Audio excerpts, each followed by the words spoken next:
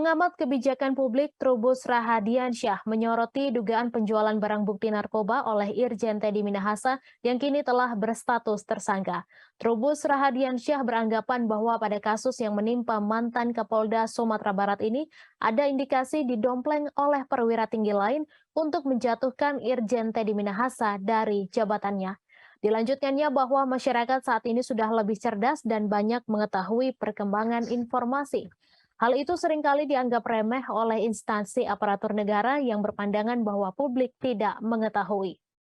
Trubus lantas membandingkan dengan kasus Konsorsium 303. Konsorsium 303 sendiri merupakan sebuah istilah yang diambil dari pasal 303 dalam KUHP terkait tindak pidana perjudian. Isu ini merebak melalui peredaran lembaran berisi struktur beberapa petinggi Polri yang dituduh menjadi backing jaringan judi online. Dengan sederet kasus yang menimpa instansi Polri ini, Trubus menilai lembaga penegak hukum tersebut saat ini dalam suasana tidak sehat. Kemudian menurutnya seharusnya ada sistem yang diubah untuk perbaikan Korps Bayangkara. Sebelumnya, Irjen Teddy Minahasa akan diperiksa penyidik Direktorat Narkoba Polda Metro Jaya terkait kasus narkoba di Polda Metro Jaya Jakarta pada Senin 17 Oktober.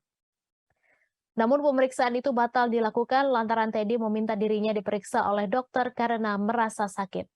Sebelumnya sempat ada drama Irjen Teddy Minahasa menolak diperiksa sebagai tersangka pada Sabtu 15 Oktober. Penolakan ini karena Irjen Teddy Minahasa ingin didampingi kuasa hukum pilihannya, bukan kuasa hukum dari Polri. Kabid Humas Polda Metro Jaya Kombes Pol Endra Zulpan mengatakan jadwal itu merupakan pemeriksaan lanjutan setelah pemeriksaan pada Sabtu 15 Oktober kemarin terhenti. Pemberhentian pemeriksaan itu karena Teddy tidak berkenan menggunakan kuasa hukum yang disiapkan Polda Metro Jaya.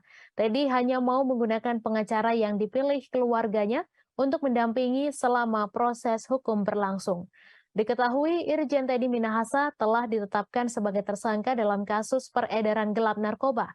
Atas perbuatannya itu, Irjen Teddy Minahasa dipersangkakan pasal 114 ayat 2, subsider pasal 112 ayat 2, junto pasal 132 ayat 1, junto pasal 5 Undang-Undang Nomor 35 Tahun 2009 dengan ancaman maksimal hukuman mati.